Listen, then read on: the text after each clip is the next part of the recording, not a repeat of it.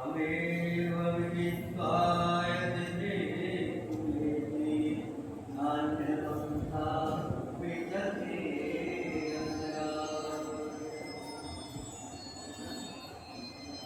आदरणीय मंच पर विराजे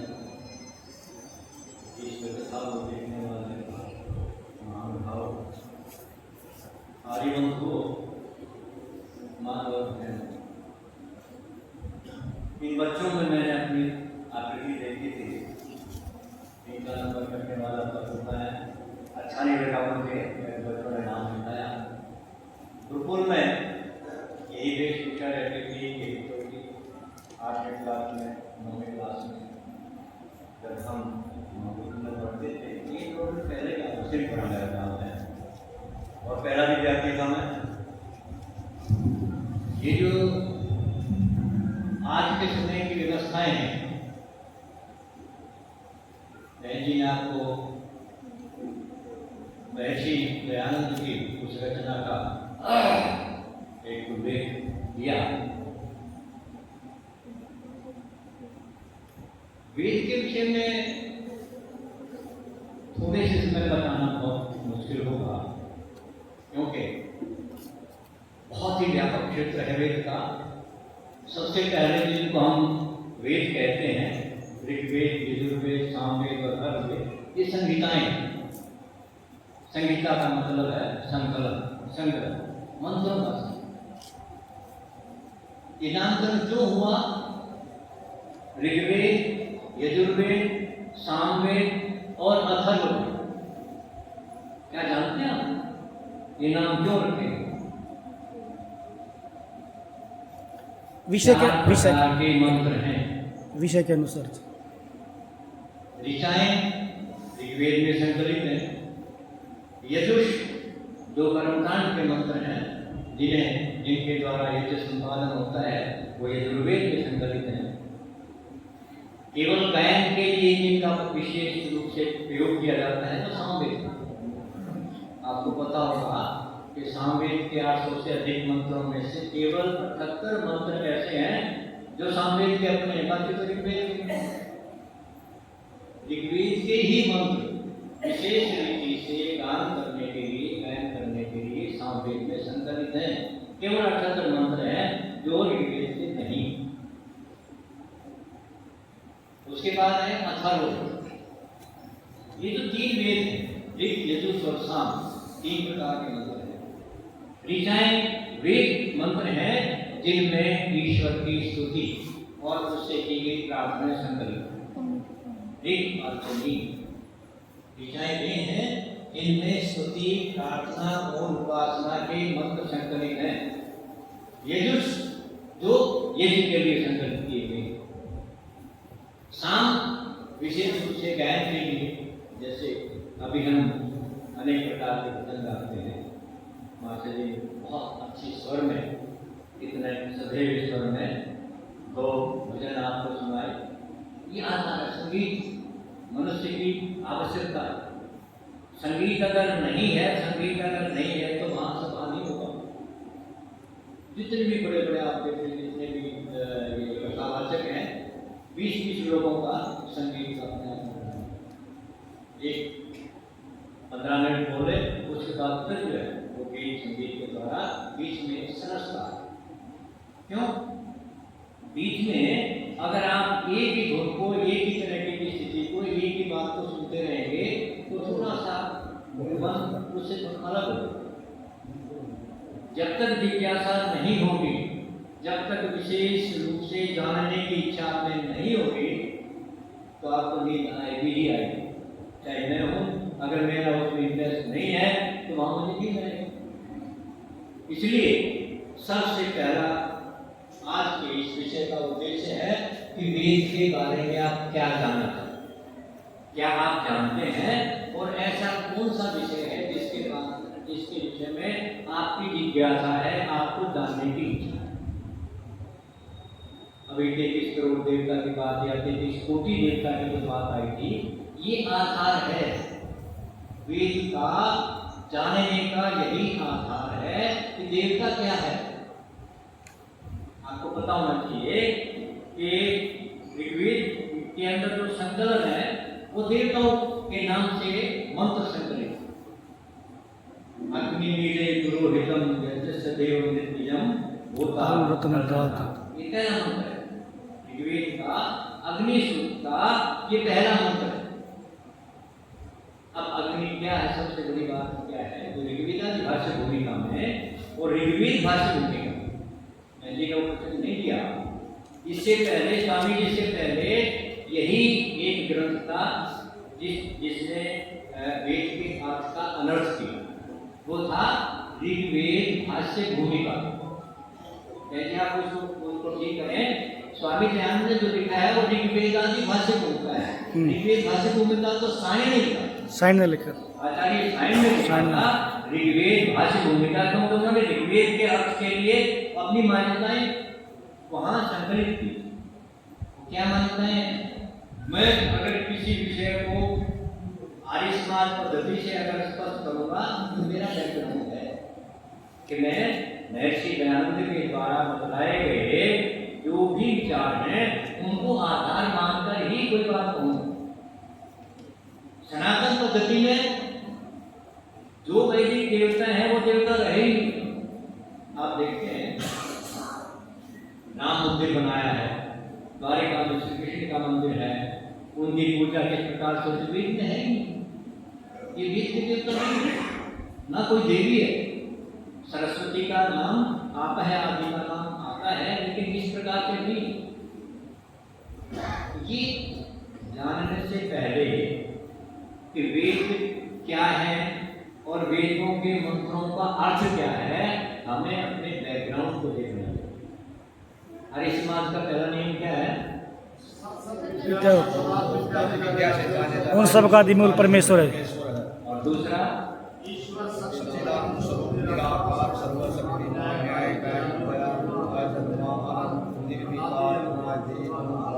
यही आधार। वेद सब सत्य विद्याओं का पुस्तक है। आपको इसलिए कहना पड़ा स्वामी दयानंद ने कि वेद, हम वेद जिसको कहते हैं वो स्त्रीलिंग नहीं है, तो लिंग और नपुंसकलिंग में आता है।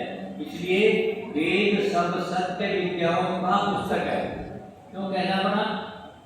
क्योंकि इससे पहले सायण ने भी कहा कि वेद का निर्माण या वेदों की रचना यज्ञ के लिए की। दो एस्पेक्ट आते हैं, कर्मकांड को यज्ञ और वेद का ज्ञान। वेद मंत्रों को हम यज्ञ के साथ जब जोड़ते हैं वहां आता है ब्राह्मण भाग। वेद का व्याख्यान ग्रंथ है ब्राह्मण, जैसे शतपथ ब्राह्मण है, ऐतरेय ब्राह्मण है, गोपथ ब्राह्मण। तो वहां हेतु, निर्वचन, निंदा, प्रशंसा, संशय, विधि, ये 8 चीजें आधार मान करके वेद मंत्रों को अर्थ के लिए उन्होंने हर वेद का अपना ब्राह्मण है। उसके बाद उपनिषद ने बीच में और पक्ष आ गया आरण्य।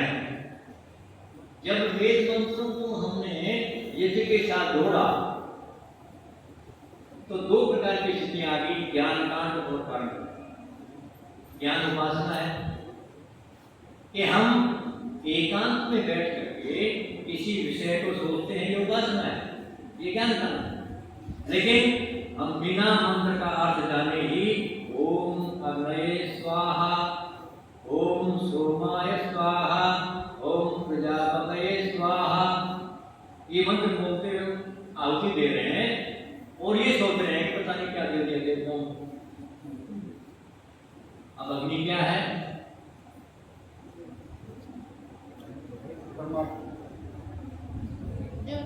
हम आहुति तो अग्नि में डाल रहे हैं, देवानामुख अग्नि। यही देवता भाव है कि देवता कितने हैं और देवता क्या है, उस चीज को देखने के लिए एक ईश्वरवाद है।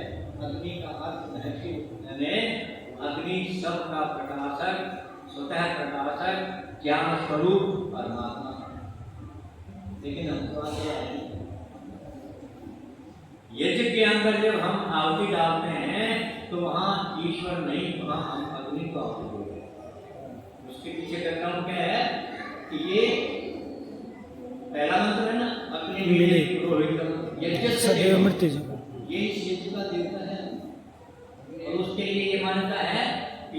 यदि हम अग्नि को समर्पित करते हैं और जिस देवता के लिए समर्पित करते हैं अग्नि वो उस देवता को देता है, वो पुरोहित है।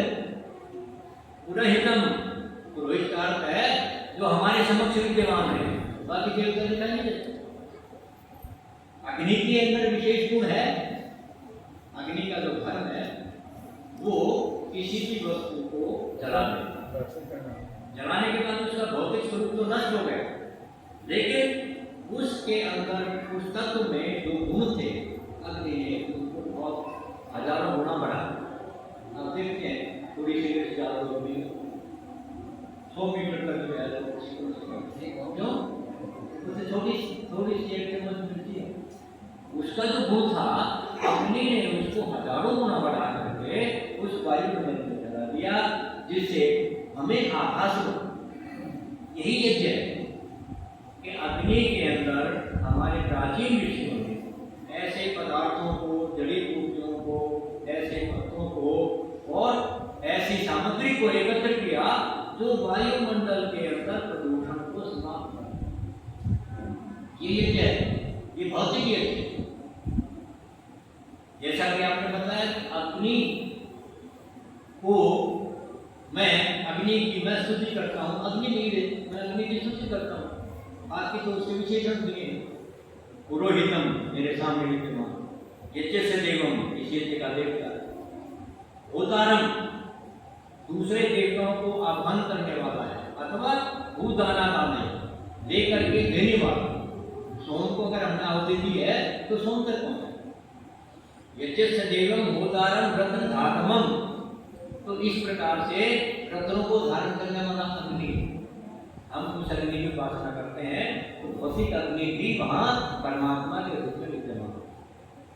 80,000 डिग्री पर जब कोयला तापमान प्राप्त करता है तो हीरा वहां पैदा होता है, तो किसने पैदा किया? अग्नि ने किया।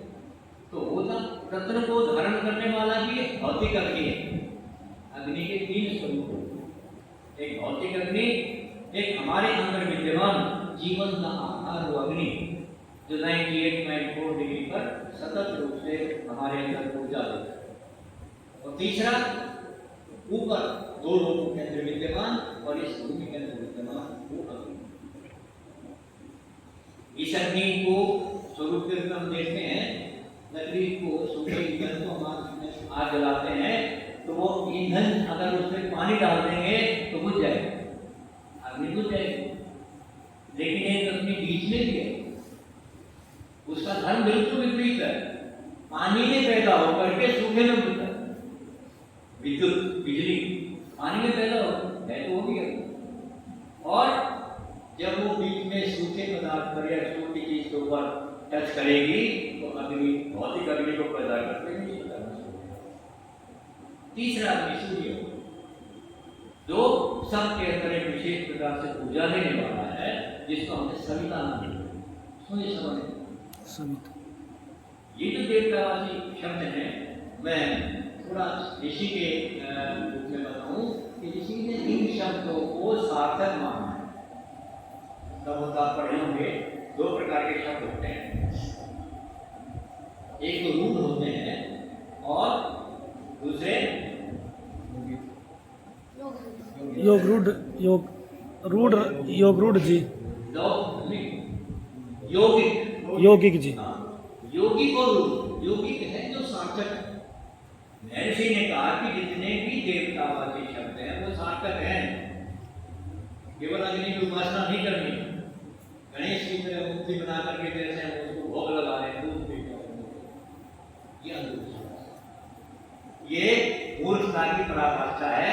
तेज पत्थर के अंदर हम इस प्रकार की दिव्य शक्ति को मानते हैं, और आप देख रहे हैं कि यहाँ गणेश की मूर्ति वहाँ एक आजाद की जा रहे हैं और आर्य समाज के बंधन को शुरुआत हो। ये सत्य है, वेद सब सत्य विद्याओं का पुस्तक क्यों कहना पड़ा कि इससे पहले सायण आदि ने इन मंत्रों को यज्ञ के साथ जोड़ करके अर्थ खत्म कर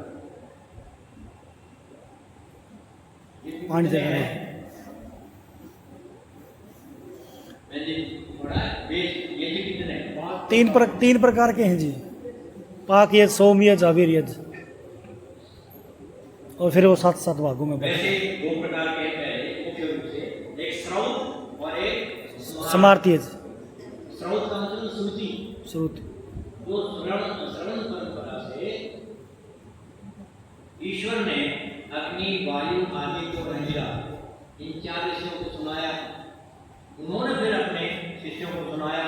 श्रवण परंपरा से जो विद्या चली आ रही है वो कहते हैं श्रुति, और श्रुति में जिनका उल्लेख है वे जिनके हैं स्रोत, और स्मार्त संस्कार के जिनमें पंचमहारी जो है 16 संस्कार के स्मार्त। जो स्रोत यज्ञ हैं वो 21 प्रकार के, 7 अवीर यज्ञ हैं, 7 पाक यज्ञ हैं, 7 सौम्य यज। तो पूरा ब्राह्मण जो साहित्य है, ब्राह्मण जाति नहीं है, वर्ण नहीं है, ब्राह्मण ग्रंथ का नाम, ब्रह्म वेद का पर्यायवाची है, ब्रह्म के अर्थ को स्पष्ट करना ये उनका उद्देश्य। क्या उद्देश्य था कि 21 प्रकार के जो यज्ञ हैं इनके अंदर किन किन मंत्रों को, किन वेद के मंत्रों को स्थापित किया जाए। इनको 21 यज्ञों को पूर्ण करने के लिए 16 पुरोहित, आप अभी देखते हैं होता उद्गाता बलि और ब्रह्मचार्य मुख्य पुरोहित होते हैं, इनके सहायक होते हैं। तो 4 वेद हैं, चारों वेदों को जानने वाले एक एक पुरोहित को वेदी पर स्थान दिया जाता है। ऋग्वेद को जानने वाला होता, सामवेद को जानने वाला उद्गाता, यजुर्वेद का जानने वाला अध्वर्यु, और तीनों वेदों को या अथर्ववेद को पूरी तरह से जानने वाला ब्रह्मा।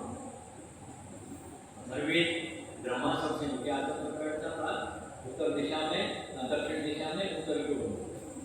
अध्वर्यु पूर्व दिशा में, पश्चिम की ओर मुख करके यजमान दिशा में बैठता था, यजमान पश्चिम में पूर्व की ओर मुख करके बैठता था, होता और उद्गाता नासिक में बैठा जैसे, उत्तर में, दक्षिण की ओर। 5 वेदियां थी, एक ही नहीं, समन्वय रख लिया उनका विधि विधान था, उनके लिए हमारे शास्त्र। दूसरा जो वेद के सही अर्थ को जानने के लिए परंपरा है, संहिता, ब्राह्मण, आरण्यक, उपनिषद और वेदांत, 6 वेदांत। सबसे पहले वेदांत पढ़े जाते हैं, शिक्षा, कल्प, व्याकरण, छंद, ज्योतिष, और निघंटु एक शब्दकोश है, शब्द इकट्ठे करेंगे। जैसे अभी अपने के बारे में मैंने पूछा कि क्या है, मैं तो कह रहा हूँ देवता है, आपने कहा परमेश्वर है। तो इस तरह से हजारों शब्द इकट्ठे करके निरुक्त में, निघंटु में, और आचार्य व्यास को दिमाग लगाया कि इनके बारे में डिस्कस करके सही अर्थ बताओ, तभी तो वेद का अर्थ जाना जाएगा। इसलिए निरुक्त वेदांत में निश्चित करके उन शब्दों को स्पष्ट किया, उसका नाम निरुक्त। उसके साथ है शिक्षा, शिक्षा का उद्देश्य है वर्णोच्चारण, सही बोल। कल्प, कल्प के 4 भेद हैं, श्रौत, वीर्य, धर्म और शूद्र। ये जितनी श्रौत सूत्र में सभी विधि विधान हैं जो श्रौत योजन है। वीर्य सूत्रों में 16 संस्कार पंचमहारी का वर्णन है। शूद्र सूत्र में वेदी निर्माण, सिविल इंजीनियरिंग, ये भी एक साइंस, वेद साइंस, वेद का सामान्य अर्थ ज्ञान, वेद का सामान्य अर्थ नॉलेज। तो वो नॉलेज 4 प्रकार के 4 वेदों में इस प्रकार से संकलित था। तो जब तक इनके सहायक ग्रंथ हम नहीं पढ़ेंगे ये समझ नहीं आएंगे। इसलिए क्रम नीचे से चलता है, पहले वेदांत पढ़े जाएंगे, उसके बाद जो है हम परिषद पढ़ेंगे, उसके बाद आरण्यक पढ़ेंगे, तब जाकर के संहिता का नाम। संहिता हम तो 4 ही मानते हैं, लेकिन जो महाभाष्यकार है उसने बताया है महाभाष्य के इसमें 21 ऋग्वेद की शाखाएं थी। एक विंशति था भौभरिच है ऋग्वेद का प्रयोग, ऋग्वेद की 21 क्रांति जैन की शाखाएं हैं। सहस्र वर्तमान सामवेद, सामवेद 1000 शाखाओं वाला। 9 था आठवरणों वेद, अथर्ववेद की 9 शाखाएं थी और 100 अध्वर्यु शाखा। अध्वर्यु के अर्थात यजुर्वेद की 101 शाखाएं। आज हमारे पास केवल 17 शाखाएं उपलब्ध हैं, 1000 शाखाओं में। तो वो हो सकता है उनमें कुछ और भी ज्ञान रहा, और भी विज्ञान रहा। हमारा दुर्भाग्य क्या रहा कि ये जो परंपराएं हैं, आज जैसे एक परिवार अभी बच्चों को मैंने इसीलिए प्रोत्साहित किया, एकमात्र ऐसा परिवार है जिसके दोनों तरफ से एक परिवार की तरफ से भी और ससुराल पक्ष से भी दोनों माताएं आई हुई है।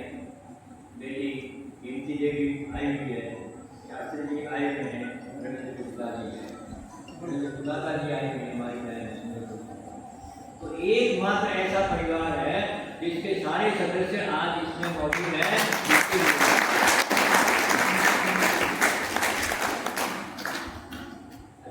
आदेश दिया था कि आप थोड़ा सा विचार करें कि उनके जहाज को कैसे बचाया जाए।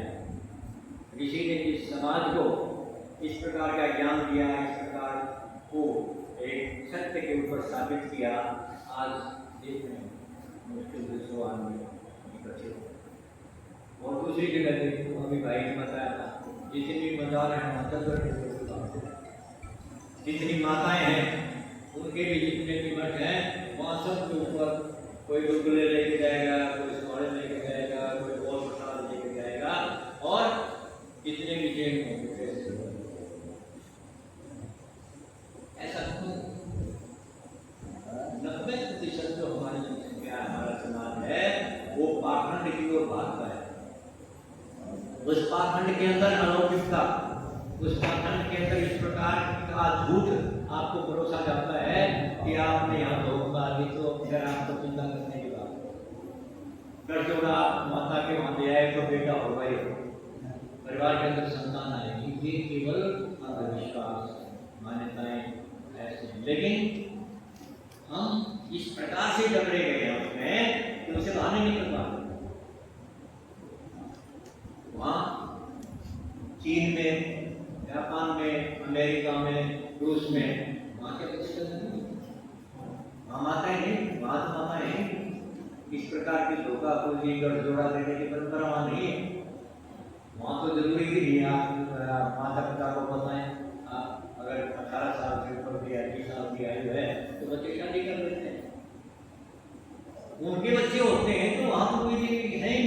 इस कारण जोड़ा देकर के जो है ना, वो अपने आप को जो धन्य माने कि हाँ आपको संतान होगी। ये दिमाग से जब तक नहीं निकलेगा तब तक समाज के अंदर परिवर्तन नहीं होगा। और परिवर्तन का एकमात्र यही है कि जब पूरा का पूरा परिवार आर्य समाज को में आर्य समाज की बातों को जानने का, सत्यार्थ पदार्थ को पढ़ने का, ऋग्वेद भाष्य भूमिका आदि को जब तक नहीं पढ़ेगा तो वेद के बारे में हम जान कितने प्रचार होते हैं। वेद के मंत्र को मानना, केवल मंत्र को रट लेना ऐसा है जैसे गधे के ऊपर 4 वेद लाए। यो न आदित्य वेदों न जानाति योतम, कि जिसने वेद मंत्र को याद तो कर लिया लेकिन उसके अर्थ को नहीं जाना, तो ऐसा है जैसे किसी के ऊपर हमने कोई भार रख दिया। तो ये किताबें जो भार है, जब तक आप उसके अर्थ को नहीं समझे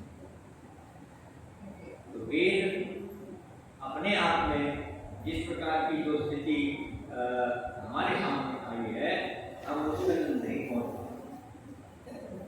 अब वेद को किस रूप में हम जाने, ये जो कर्मकांड छोड़ते हैं तो वेद की वो स्थिति है। आगे ध्यान की करके उसके स्पष्ट नहीं रहे, स्पष्ट नहीं हो पाए कि इन विनियोग पर अर्थों को ले या ना ले। अगर विनियोग को हम नहीं रखते तो हम ओम अमृतोपस्मरति स्वाहा विनियोग मंत्र है जुड़े का, लेकिन हमने उसका एक हिस्सा तोड़ करके और जो हाथ बुला करके पानी डाला और पानी पी लिया और उसको कहा आत्मा। अमृता विधान से स्वाहा, दूसरी बार पानी लिया और इतना पानी पिया कि गले लग जाए। तीसरी बार हमने पानी लिया, ओम सत्यम सहस्री श्री सहस्राम स्वाहा। संकल्प के साथ आपने इतना पानी पिया तो नाम चल जाए। ये कहां से आया? वेद में नहीं होगा। ये हमारे ब्राह्मण ग्रंथों में और स्रोत सूत्रों में ये विधान है। इसको कहते हैं वियोग। पहले मैंने क्या था कि गीत तो बहुत गाए हर समय के हर तरह के गीत हैं, लेकिन समुद्रा का गाता पानी है उसके साथ डुबाएंगे, आप उसके पैरों पर लगाएंगे, माथे पर लगाएंगे, ये नहीं हो। बाकी गीत गा रहे हैं, लेकिन गीत गाते गाते जब आप कोई काम करेंगे वो भी हो। वो अमृत पर सर्वसी स्वामी पानी को अथेली ऐसी बनाई, इतना पानी लिया।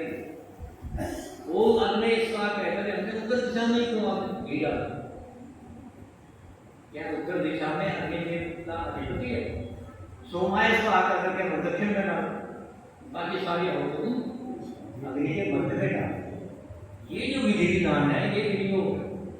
ये बनाया बताया ब्राह्मण ग्रंथों में, और ब्राह्मण ग्रंथों में क्यों बनाया? वेद की रक्षा।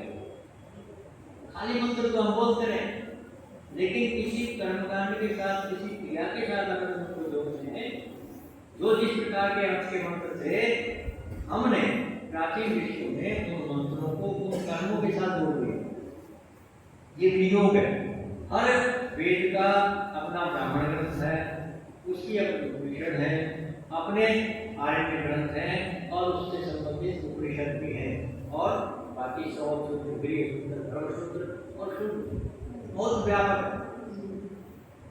अब इसमें आप क्या जानना चाहते हैं? कोई जिज्ञासा अगर है तो स्वामी नारायण ने सत्ता प्रकार में यही प्रकरण चलाया था। आप प्रश्न कहें उसके बारे में, कोई जिज्ञासा अगर है तो आप मानव से अगर वेद के बारे में, यज्ञ के बारे में कोई जिज्ञासा है, कोई जानने की इच्छा है, तो जब तक आप जुड़ेंगे नहीं, जानने की इच्छा नहीं रखेंगे, तो फिर तो नींद आएगी, और फिर तो वो उसे के ऊपर से जाएंगे। आगे अगर आप आते हैं तो ये थोड़ा सा मनन करते हैं कि वेद क्या है, क्या क्यों है, इनके नाम ये ऐसे कैसे हुए। ये तुमने स्पष्ट किया है कि 4 वेद हैं, 4 प्रकार के मंत्र, ऋक्, ऋचाएं, यजुः, साम और अथर्वण। अथर्वण जो मंत्र हैं वे भौतिक विज्ञान है। अथर्ववेद की आप विषय वस्तु अगर देखेंगे तो जितने भी आज की साइंसेज हैं सारी की सारी अथर्ववेद में उनका मूल है। चाहे वो बायोलॉजी हो, चाहे वो फिजिक्स हो, चाहे वो और केमिस्ट्री हो या दूसरे, इवन इतिहास की, मेडिसिन, वनस्पति विज्ञान, वाचस्पत्य के में मानसपत्य, वनस्पति सूक्त है, और उसके बाद मेडिसिन के लिए अलग से ही 2 सूक्त दे रखे। स्त्री कर्माणी, स्त्रियों से संबंधित जो रोग हैं, स्त्रियों से संबंधित जो विषय हैं, उन सब का निवारण किस प्रकार किया जाता है, उसका उपयोग भी साथ ही साथ। अथर्ववेद के ज्वर विनाशक एक सूक्त का अंदर लिखा है कि काले जो पानी में भिगो करके 6 घंटे के बाद अगर उसको सिर के ऊपर किसी काला ज्वर अगर किसी को है, अगर उसका पानी डाला जाए धीरे धीरे, तो जब तक वो पानी नीचे आएगा तब तक ज्वर समाप्त। अगर विष है, सर्प काटने का विष है, तो ठीक इसी प्रकार की एक औषधि है जिसको पानी में भिगो के रखा गया है, वो सिर के ऊपर डालते जाओ, जो पानी धीरे धीरे जाएगा, उसका जो ज्वर है, सर्प का ज्वर है, वो विकृत रूप लेकर के वहां से विसर्जित हो जाएगा, पेशाब के रूप में या जो है हमारे शौचालय के रूप में भाग। ये अथर्ववेद में इस प्रकार की, तो वेद तो ज्ञान था, लेकिन जिनके हाथ में ये वेद के मंत्र आए, किसी और को जानने नहीं दिया और केवल हवन करके दक्षिणाएं दी, ये हमारे वेद के आस्था का अर्थ नहीं पता किसी को। आपके घर में कोई पुरोहित आते हैं, मंत्र बोलते हैं, वो मंत्र नहीं बोलते, श्लोक और मंत्र में कोई अंतर है? अंतर है जी। मंत्र तो वेद से हैं जी और श्लोक साहित्य से आते हैं जी। हाँ, दोनों छंद से युक्त है। श्लोक भी ऐसा गेय है जिसको गाया जा सकता है, जिसमें छंद है। वो अगर लौकिक साहित्य का है तो श्लोक है, अगर वेद का है तो मंत्र। गायन परंपरा आदि से शुरू से चली आ रही है। मर्यादा के मर्यादा बताइए। हाँ जी, मर्यादा मर्यादा मर्यादा और काल क्या है? समझाइए मर्यादा। मर्यादा धर्म है, सीमाएं हैं, हर उसकी एक मर्यादा है। माता की मर्यादा अलग है, पिता की मर्यादा अलग है, बाल के सीढ़ी छोड़ के भागे मर्यादा है कि आप गृहस्थ जीवन में आए हैं तो गृहस्थ धर्म का पालन करना आपकी मर्यादा। अगर छोड़ के आप आगे तो मर्यादा माँ ने जन्म दिया है तो माँ की एक सीमा तक मर्यादा है पालन पोषण। बच्चे की मर्यादा है कि जिन्होंने आपको पैदा किया, जिन्होंने आपको पाला पोसा, उनके प्रति आपका क्या कर्तव्य है, ये उसकी मर्यादा। आप जो भी धर्म है, जो भी संस्था है जिससे आप जुड़े हुए हैं, उसके जो नियम है उन नियम के अंदर रह करके अपना जीवन यापन करना या अपने आप को समर्पित करना, ये मर्यादा।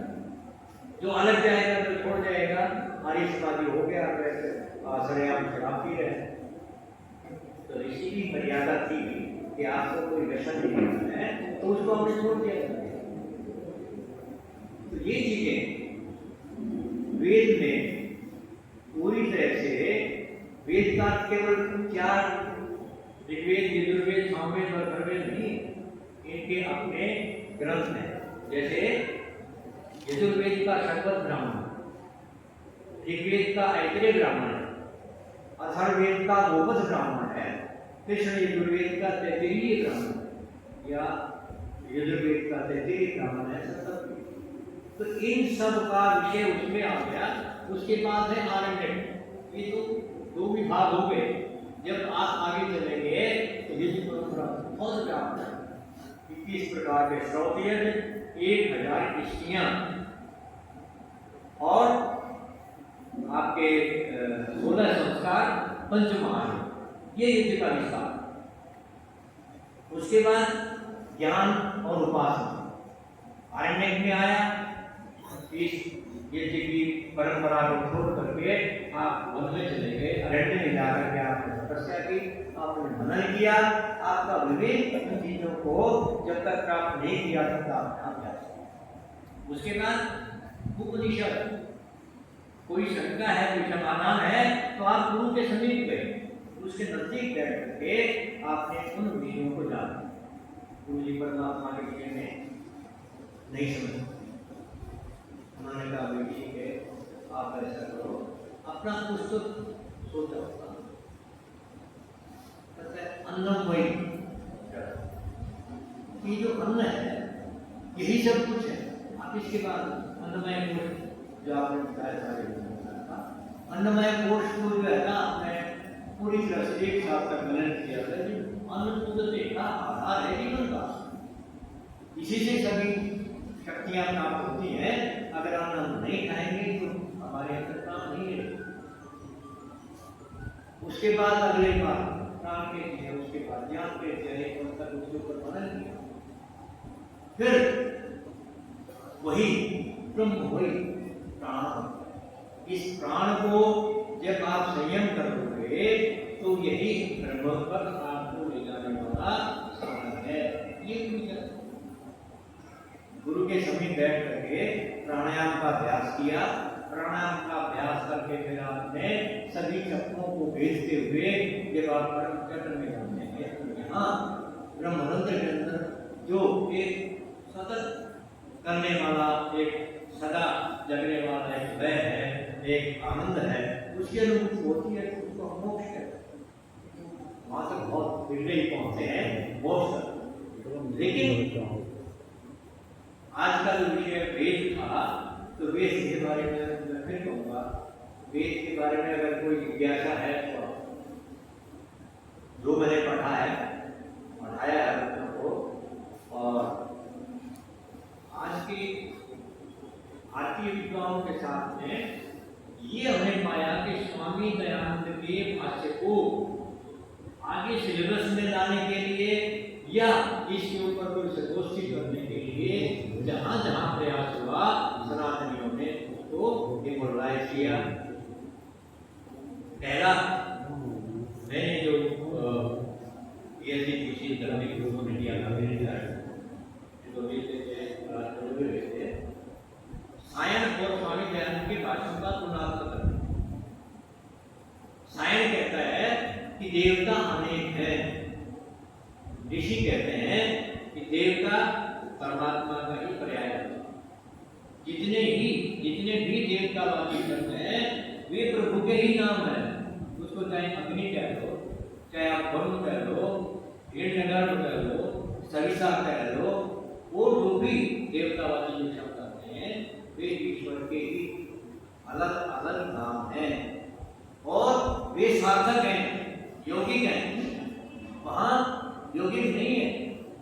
गणेश को आप कहेंगे तो उसमें गणों का ईश कोई दिखाई तो नहीं देता, गण कहाँ है, कोई देखने वाला नहीं है। जो केवल मान्यता के ऊपर आधारित है, जो केवल सत्य वचन के ऊपर आपने कह दिया गुरुदम, गुरु जी ने बता दिया था ये सत्य है, अगर केवल आप उसको मान करके सत्य मानेंगे तो नहीं। स्वामी ने कहा था इसकी परीक्षा करो। आप विद्या को जब जानेंगे तो सत्य के ऊपर आधारित होनी चाहिए। और इसीलिए ये नहीं कहा कि वेदों की रचना के लिए या वेदों का संपादन के लिए वेदों का निर्माण हुआ। वेद सभी सत्य विद्याओं का एक इस प्रकार का ग्रंथ है जो परमात्मा ने सबसे पहले 4 ऋषियों के हृदय में प्रकाशित लिख के नहीं किया था। हमारे अंदर जो विवेक है, हमारे अंदर जो बुद्धि है, जो आपने पहला मंत्र पढ़ा था, याम मेधाम देवगण पितरश्च उपासते तया मध्य मेधया अग्ने मेधामि। यहाँ अग्नि का मतलब है अग्निदेव, हे परमात्मा, हे सबके प्रकाशक परमात्मा, मेरे अंदर वो बुद्धि दे, मेरे अंदर इस प्रकार की वो मेधा का प्रकाश कर जिसके लिए पितर और देवगण भी लालायित रहते हैं। तो ये नहीं कहा कि बुद्धि का ही खेल है।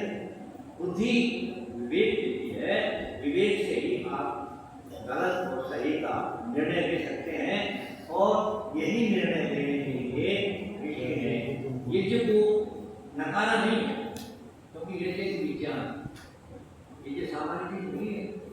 ऋषियों के द्वारा अनेकों वर्षों, हजारों वर्षों में किया जाने वाला वो शोध है। सामान्य रूप से आप जो अग्निहोत्र करते हैं उसमें घी की आहुति देते हैं, लेकिन महाराष्ट्र देश सूत्र में जो अग्निहोत्र है उसमें गाय के दूध की आहुति दी जाती है, ठीक सूर्योदय के समय और सूर्यास्त के समय।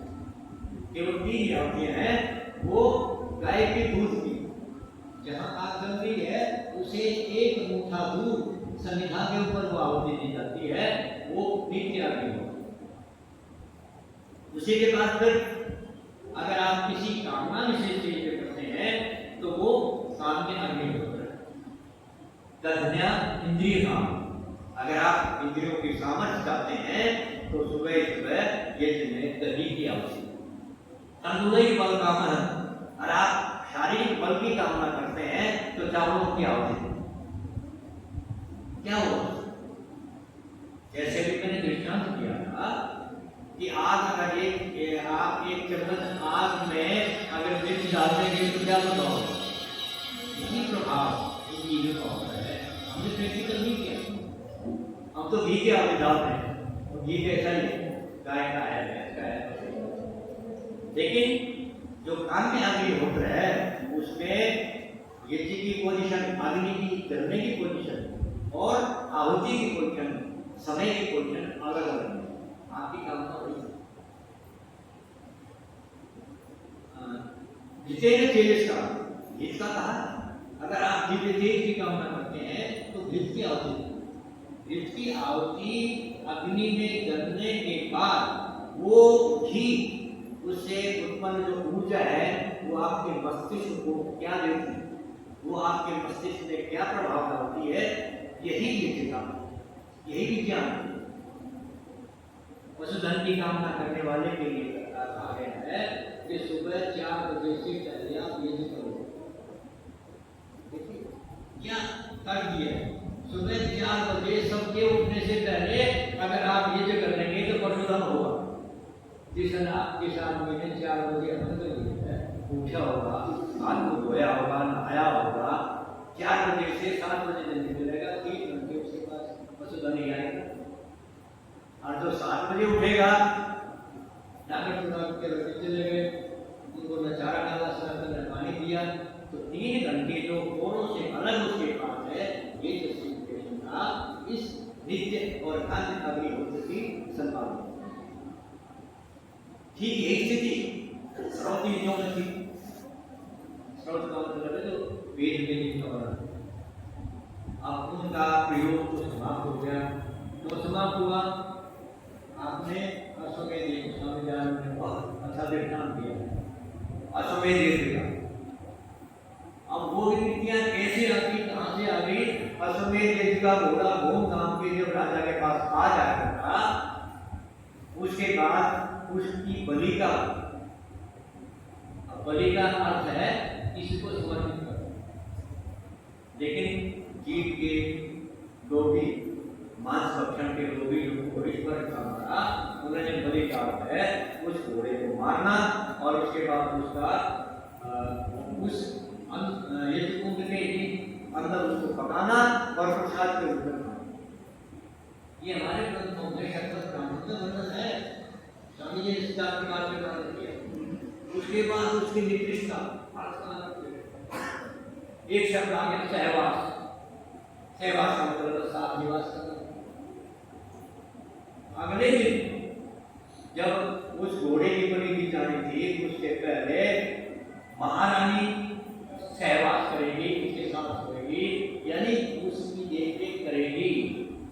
और उन्होंने सहवास को पता नहीं क्या ये स्थितियां आ गई थी। तभी स्वामीनाथन ने कहा था केवल ये स्थिति वेद नहीं दे गए, ये तो सभी सत्य विद्या जो रियल साइंस है उनका भंडार है। इसलिए वेद को जानने से पहले वेद के अर्थ को, अग्नि को अगर हम परमात्मा कहेंगे तो उसके अंदर सभी प्रकार के विद्या होंगे। ये तभी होगा जब इन शब्दों को हम सार्थक मानेंगे। ऋग्वेद भाष्य भूमिका में तो ये है कि ये जो है इस करोड़ देवता लोगों की आप करें तो देवता के नाम अश्वरूपी ने अलग से वो 8 चीजें रख दी, 11 रुद्रों के लिए 11 शंकर रख दिए, उनके ऊपर मंत्र पहुंचे, चावल रखवा दिए और सबके नाम से दक्षिणा ले ली। इस दक्षिणा में हमारे वेदों की साइंस जो थी उसको नष्ट कर बचाया किसने? अंगानी व्यक्ति पाश्चात्य स्वामी दयानंद से पहले, क्योंकि स्वामी दयानंद का भाषा वेद में अवेलेबल नहीं था, केवल सायण का भाषा मिला था। उसी के आधार पर उन्होंने मैक्स मूलर, मैकडॉनल, वेबर की, स्मिथ, ये इतने विद्वान हुए हैं कि 20-20 साल यहाँ में करके पहले पढ़ा, माननीय अष्टाध्यायी पढ़ी, वेदांत पढ़े और फिर अर्थ किया। अब उनके पीछे बैकग्राउंड क्या था? जैसे स्वामी दयानंद कहते हैं वेद शब्द से विद्याओं का पुस्तक है, ये बात उनके पास नहीं थी। वो दिन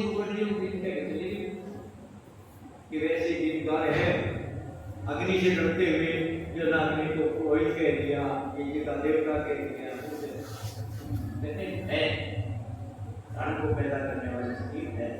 आप प्रत्येक व्यक्ति की पूजा करो। अभी जो है ये कितना आप इंद्र की जो स्तुति कर रहे हैं, डरते हुए कर रहे हैं, बहुत ज्यादा वासना हो जाए। इंद्र क्या है? इंद्र का अर्थ है इसी शासन में, इसी धातु से बना है जो सबके ऊपर शासन करने वाला परमात्मा है।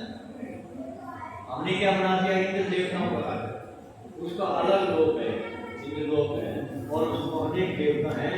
उन सब देवताओं का अपने आप में शासन करने वाला है। उसके पीछे फिर भी चल रही जो 101 यज्ञ करेगा वो भी स्थान ग्रहण करेगा। फिर उसके पीछे विष्णु शो कर 101 माइल करने लगा। तो ऐसा बना पड़ा है हमारा वैदिक साहित्य इन चीजों के विषय में।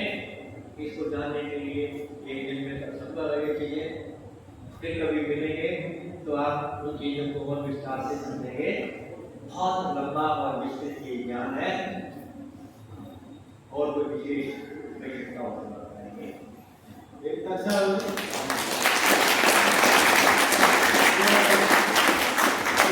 देखते हैं सुबह सुबह जो सूर्य निकलता है तो रोटा और गिलास लेकर के पानी कोई से बात करें वहाँ भी वो बह हुआ पानी तो उसके बारे में भी थोड़ा आयुर्वेद ये जो चीजें हैं कि हम जो वेद का संपादन करते हैं उसके पीछे आयुर्विज्ञान भी एक हमारे साथ आयुर्वेद हमारा बहुत महत्वपूर्ण है। उसमें सूर्य को जो दिया जाने वाला जो जल है उसको ऐसे नहीं जाने करें आपकी आंखों के सामने और निकलता हुआ सूर्य जो है वो होगा। जब आप ऊपर से पानी डालेंगे तो सुबह सूर्य की जो किरणें पानी में से होकर के आपकी आंखों में पहुंचेंगी, वो आपकी रुचि को बढ़ाने वाली भी है और विशेष प्रकार के ज्ञान को बढ़ाने ये सूर्य को अर्घ देने का अपने आप में। अदरवाइज तो सूरज को पानी दे करके क्या और इस साइंस को अगर नहीं करते ना दशा को साइंस के अनुसार निकले वो करते सूर्य को पानी देना वो अंधविश्वास में और इसमें साइंटिफिक जो अप्रोच है किसी भी चीज के पीछे हमारे प्राचीन ऋषियों में हमारे पूर्वजों ने जो मान्यताएं रखी हैं वो अपने आप में किसी धर्म को साबित करने के लिए आपके कर्तव्य को स्थापित करने के लिए रखे गए। इसलिए सूर्य को अर्घ्य देने का मतलब है सूर्योदय के समय आ जाएगा आप उसे पहले उठ करके नहा धोकर करेंगे मुंह धो करके स्नान करके वो आपको जल्दी उठाने के लिए और आपकी आंखों को एक विशेष ज्योति प्रदान करने के लिए इस प्रकार से सूर्य को पानी देते। इस सब के पीछे साइंस है। ये जो विज्ञान है ये भौतिक विज्ञान के साथ साथ जो हमारे जो प्राचीन ऋषि थे उन्होंने जिस प्रकार से आयुर्वेद को आयुर्विज्ञान को आधार मान करके कुछ चीजें आपके सामने रखी उन सबको अगर आप अपने जीवन में स्थापित करते हैं अंधविश्वास के रूप में नहीं। आयुर्वेद में सरसों के तेल को सूर्य के सामने देने के लिए कहा है जिसको मांगासीसी का रोग हो अगर तेल की धार आंखों के सामने रखते हुए इसलिए जो देकर के आप देंगे और उसके लिए पूरा समय बाद में रेडी कर दिया शनिवार के तो ये अंधविश्वास है। सूर्य तो सूर्य है शनिवार के दिन उसकी ऊर्जा में या उसके प्रकाश में कोई कमी नहीं आएगी। लेकिन हर आदमी कहता है कि आपने अपने पाप होने हैं तो शनिवार जो है सरसों का तेल कर दो सरसों को तेल को मिट्टी में दबा दो और कई बार सरसों से ऐसे लग जाते हैं तो वो इसको से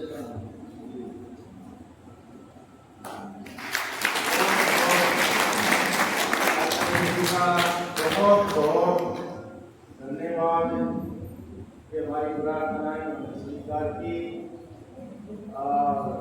यहाँ आकर के वेद के उस महाज्ञान से हमें परिचित कराया और जितनी सारी बातें बताई हजारों सालों से जब से वेद के सत्य ज्ञान का लोप हुआ है यानी वो हमारे ज्ञान में नहीं रहा समाज में विद्वानों के पास तब से जो पाखंड के जो कार्य हैं जो आज 95% जारी है फैले हुए हैं तो वो उसके कारण हुआ। अगर आज फिर से हम ऐसे विद्वानों से वेद के सत्य ज्ञान को प्राप्त करें उस विज्ञान को प्राप्त करें तो वही अच्छा जो वातावरण जो है वो आज भी हो सकता है क्यों नहीं हो सकता क्यों कर सकता है बिल्कुल बिल्कुल। और ये काम कौन कर सकता है ये काम कौन कर सकता है ये आज ये माताएं कर सकती है आज ये माताएं कर सकती है। पुरुष जो है साथ दे सकते हैं, लेकिन जो परिश्रम और जो उसके लिए जिज्ञासा जो माताएं कर सकती हैं वो पुरुष नहीं कर पा रही। माताएं तो आ जाती हैं, लेकिन पुरुष जो है किसी को साथ लेकर के नहीं आ रहा। और देखो, जबकि डॉक्टर साहब आज वहाँ गुरुकुल के अंदर वहाँ कार्यक्रम है, वहाँ यहाँ से कोई 40-50 के करीब जो है वहाँ गए हुए, तो डॉक्टर साहब